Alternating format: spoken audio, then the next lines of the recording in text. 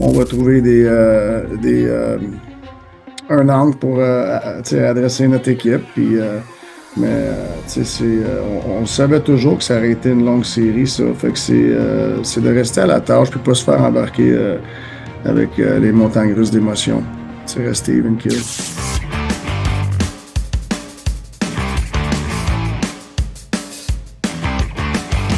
What's up tout le monde? C'est ton boy Max. Après 4 matchs, égalité partout! 2-2 entre Canadiens et Tampa dans la série. Tous les matchs se sont décidés par un seul but. Parlant de but, 11 de chaque côté. Ben, si c'est égal puis que tout s'est fini par un but, ça a de l'allure. 94 tirs contre Jacob Debesch, 93 contre Andrei Vasilevski, des 256 minutes et des poussières qui ont été jouées, 250 l'ont été alors que l'écart était d'un but ou moins. D'où Jésus! C'est pratiquement impossible d'imaginer une série plus chaudement disputée que ce ne l'est en ce moment après 4 rencontres entre ces deux équipes.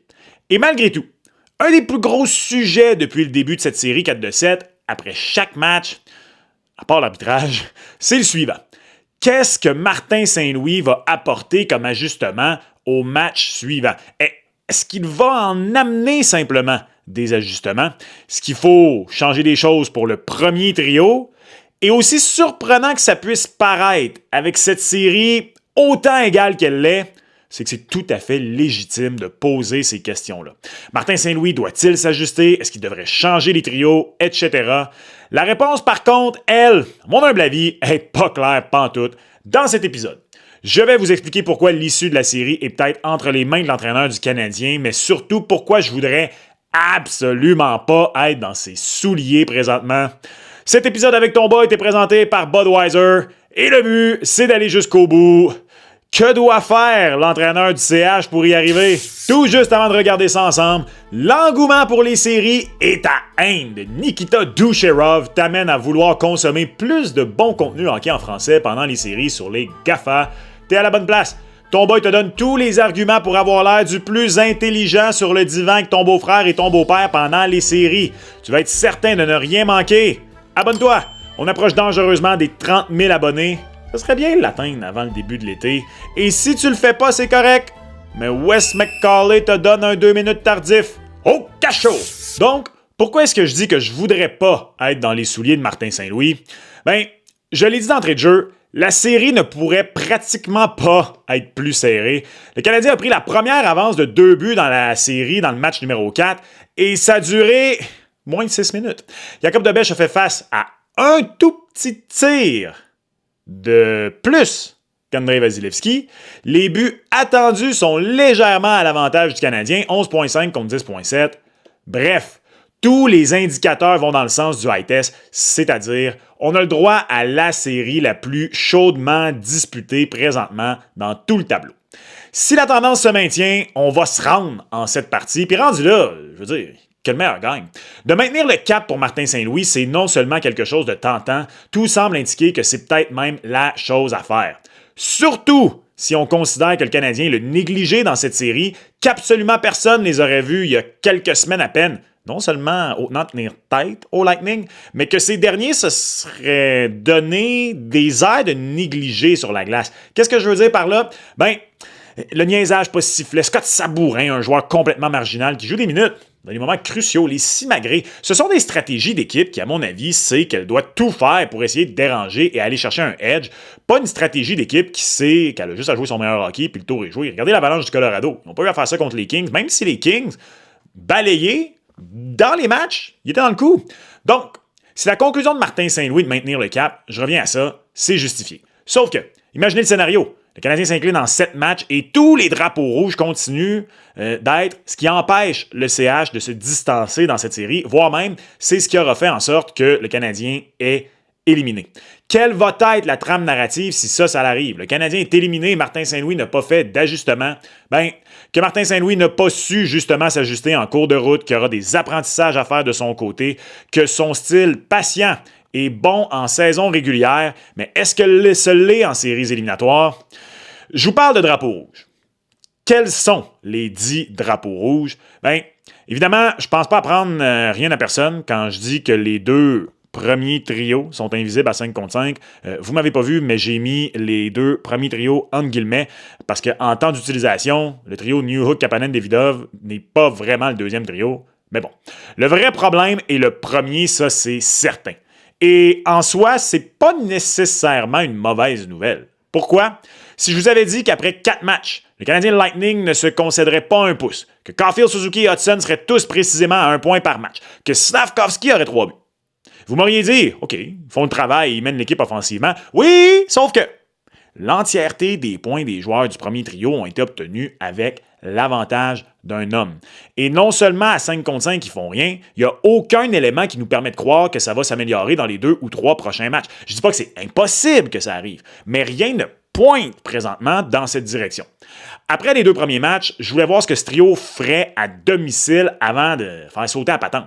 Et la réponse a été la même chose, voire légèrement pire. 0,47 buts attendus dans les 2 premiers matchs pour le premier trio, 0,36 dans les 2 matchs à domicile. Nombre total de buts attendus par 60 minutes passées sur la glace, 1,11. À titre comparatif, en saison régulière, ce trio-là était à 3,28 buts attendus par tranche de 60 minutes passées sur la glace. On était, sans aucune surprise, un des meilleurs trios de la Ligue dans la Ligue nationale de hockey à cet effet.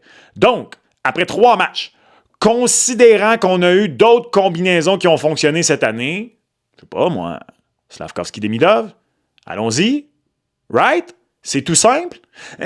C'est là que je veux pas être Martin Saint-Louis. Parce que non, c'est pas si simple. Même si c'est autant, sinon pire pour le trio de Demidov. À mon avis, il y a 3 raisons. Pourquoi il faut vraiment que Martin Saint-Louis y pense avant de faire éclater son premier trio, même si, de toute évidence, jusqu'ici dans cette série, ça ne fonctionne pas.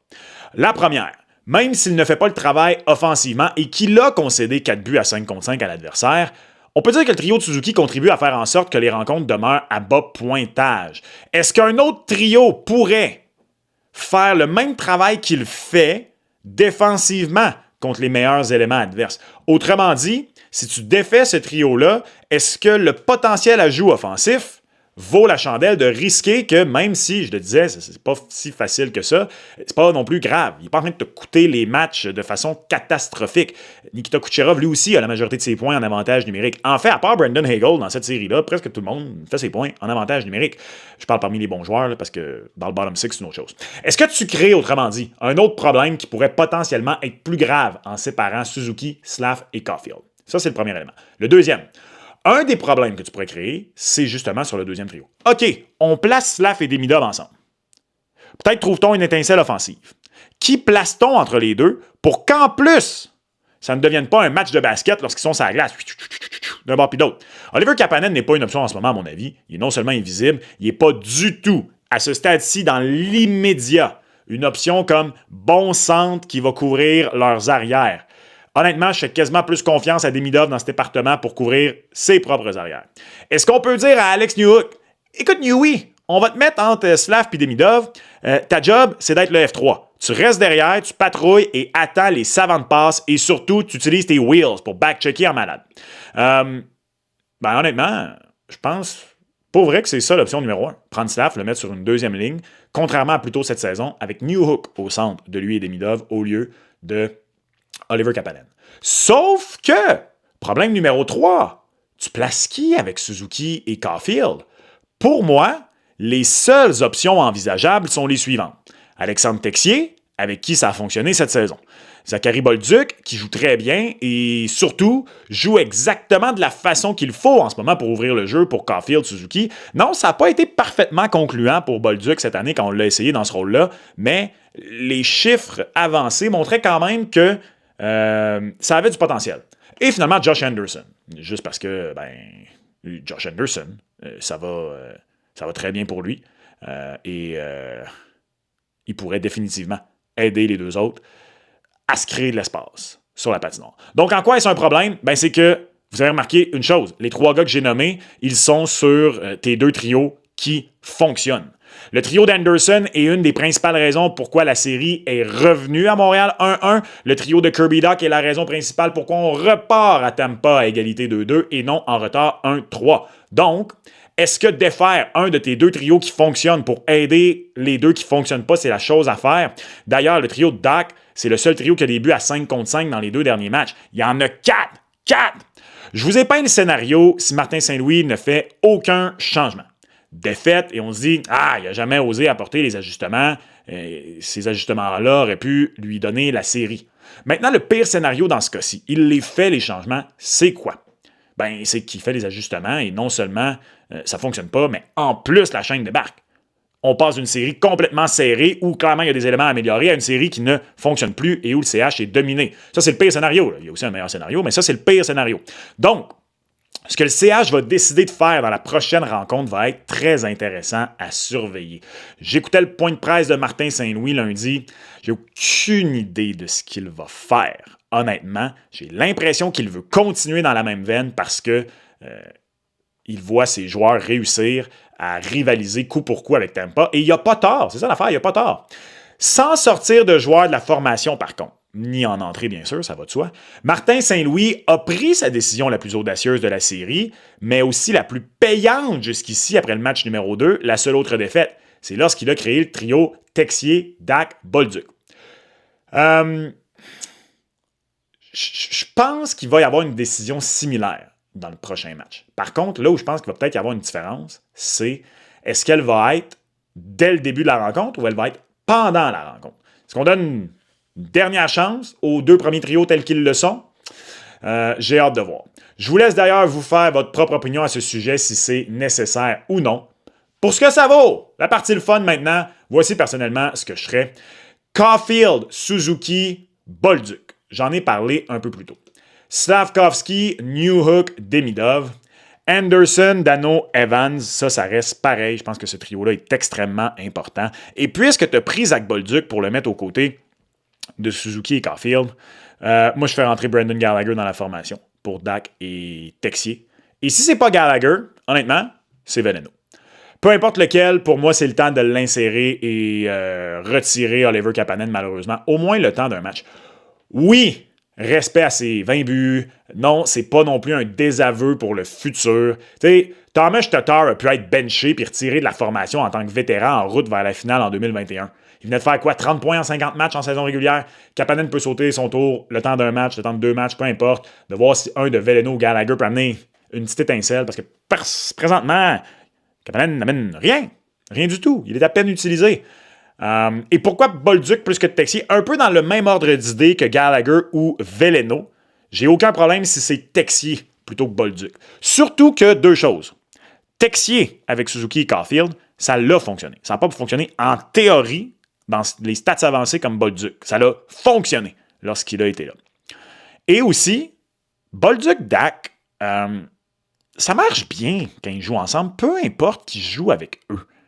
Sauf que je trouve qu'en ce moment, de la façon dont les séries se jouent, je crois que le style de jeu de Bolduc cadre plus avec ce que Caulfield et Suzuki ont de besoin présentement. Encore une fois, je ne suis pas nécessairement contre l'idée. Au sujet de Gallagher et Veleno, pourquoi le guerrier en ce qui me concerne? Un vétéran de sa trempe, me semble que c'est nécessaire en ce moment.